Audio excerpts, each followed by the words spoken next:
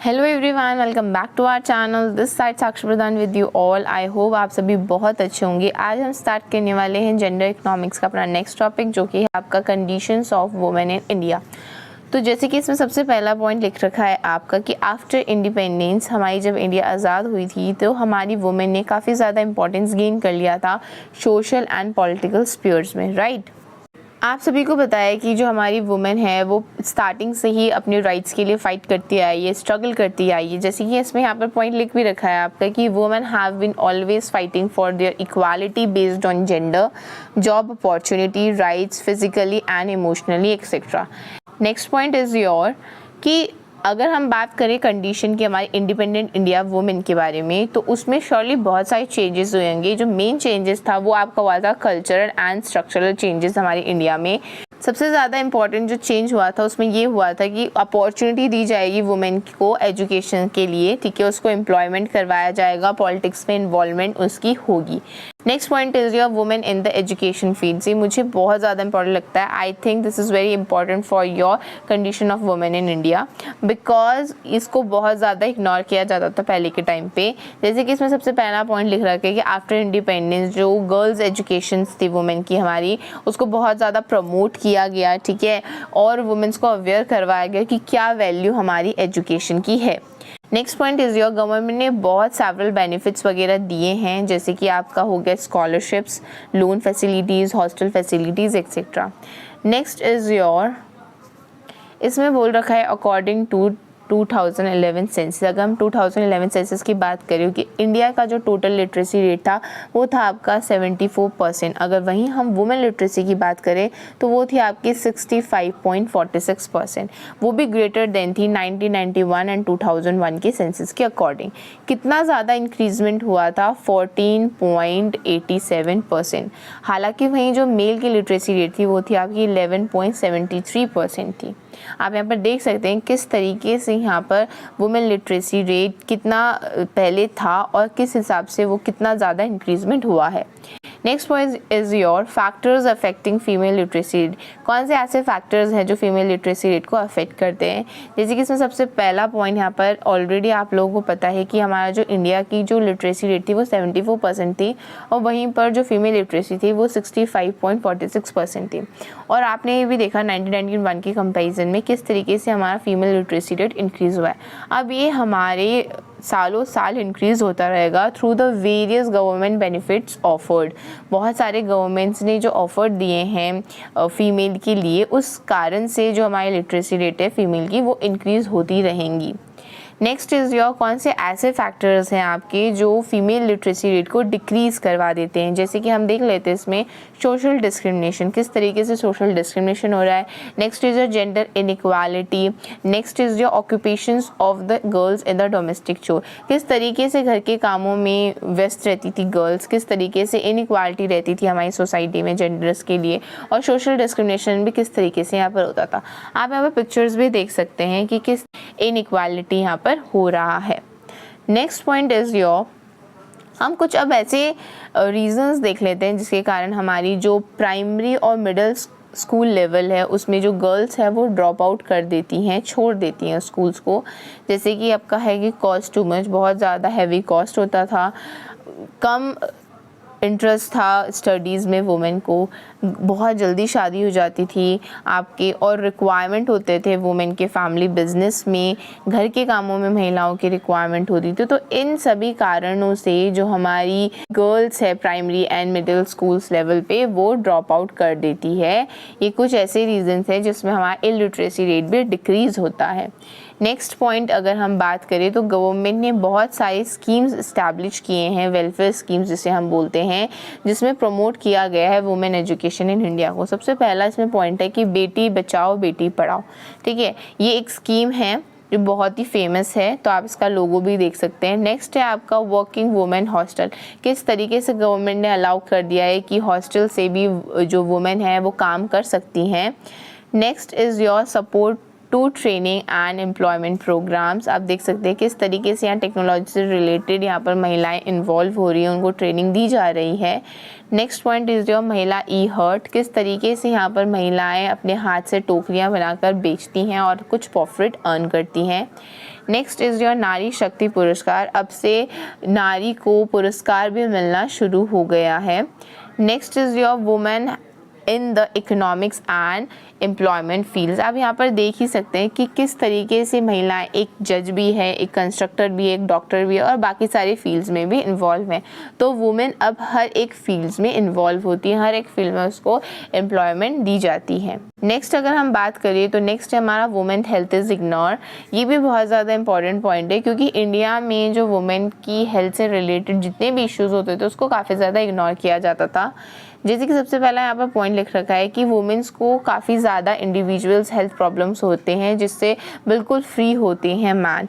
जैसे कि आप देख लो कि कौन कौन से इंडिविजुअल प्रॉब्लम्स होते हैं, जैसे कि प्रेग्नेंट हो रहा, चाइल्ड बियरिंग हो गया, डिलीवरी हो गया, आपका नर्सिंग हो गया, फीडिंग होगा, चाइल्ड केयरिंग हो गया। बहुत सारे ऐसे इंडिविजुअल हेल्थ इश्यूज़ हैं जो सिर्फ फीमेल को होती हैं, मैन इन सब चीज़ों से फ्री होते हैं। वहीं पर अगर हम बात करें अपने नेक्स्ट पॉइंट की कि बहुत ज़्यादा डिमांड दिया जाता है फैमिली प्लानिंग का बेटों को लेकर कि भाई मुझे बेटा चाहिए, इसके कारण भी वुमेन्स को काफ़ी ज़्यादा हेल्थ डिजीज़ होने के चांसेस रहते हैं। नेक्स्ट अगर हम बात करें तो खुद से भी महिलाएं अपनी जो हेल्थ है उसको इग्नोर करती है। जैसे कि आप देख लो कि उसके पास घर का इतना सारा लोड रहता था काम का कि उसको बिल्कुल भी फ्री टाइम नहीं मिलता था हेल्थ सेंटर जाने का, और साथ साथ में वहाँ पर प्रॉपर मेडिकल फैसिलिटीज़ जो टेस्ट वगैरह के लिए होते थे वो भी वहाँ पर अवेलेबल नहीं था। नेक्स्ट पॉइंट इज़ योर, यहाँ पर बहुत दूर दूर पर हेल्थ सेंटर होते थे विलेज वाले एरिया पे मोस्टली। वहाँ पर महिलाओं को बहुत दूर तक चल के जाना पड़ता था, वहाँ पर प्रॉपर ट्रांसपोर्ट फैसिलिटीज़ भी नहीं थी जिसके कारण महिलाओं को पैदल चल के जाना पड़ता था, और साथ साथ में वहाँ पर फीमेल्स डॉक्टर भी नहीं थी जो उनके विलेज एरिया के अगल बगल हेल्थ सेंटर थे। तो अपने कंफर्ट के हिसाब से वो लोग फीमेल डॉक्टर न होने के कारण भी एक ऐसा रीज़न है जिसके कारण महिलाएं अपनी हेल्थ को खुद से इग्नोर कर देती हैं। Next point is your gender discrimination in occupation and the public life. आप यहाँ पर देख सकते हैं, यहाँ पर लिखा भी है कि वुमेन और मैन दोनों इक्वली काम करते हैं इक्वली वेजेस पाने के लिए, बट महिलाओं को कम वेजेस दिया जाता था। इसमें यहाँ पर आप डिस्क्रिमिनेशन आपको साफ दिख रहा होगा। नेक्स्ट है आपका इसमें कि किस तरीके से वेजेस का डिस्क्रिमिनेशन तो होता ही है, लेकिन साथ साथ में और टाइप्स के भी डिस्क्रिमिनेशन होते हैं जो मोस्टली देखने को मिलते हैं। जैसे कि ट्रीटमेंट का यहाँ पर मतलब है कि आप जैसे कि मेल को अलग तरीके से ट्रीट कर रहे हो, फीमेल को अलग तरीके से ट्रीट कर रहे हो, फीमेल को प्रमोशन दे रहे हो, मेल को नहीं दे रहे हो, तो ये भी एक तरीके का डिस्क्रिमिनेशन है। या मेल को प्रमोशन दे रहे हो, फीमेल को नहीं दे रहे हो, फैसिलिटीज़ एक को दे रहे हो, दूसरे को नहीं दे रहे हो। तो मोस्टली ये सब चीज़ें हमें जेंडर डिस्क्रिमिनेशन में देखने को मिलती हैं। नेक्स्ट अगर हम बात करें तो ये है हमारा कि इंडिया की जो फीमेल डिस्क्रिमिनेशन हमारी इंडिया की फ़ीमेल है उसमें बहुत ज़्यादा डिस्क्रिमिनेशन होता था हमारे वेरियस फील्ड में, like your health, education, job और बहुत सारी ऐसी फील्ड्स होती थी। यहाँ तक कि गर्ल्स को डाउरी भी देना पड़ता था। गर्ल्स को ये कहा जाता था कि आप शादी करके अपने पेरेंट्स का घर छोड़ के जाओगे, अपने जिससे आपने शादी की उसके घर। तो ये भी एक तरीके का डिस्क्रिमिनेशन है जो एक सोसाइटी ने बना दी थी।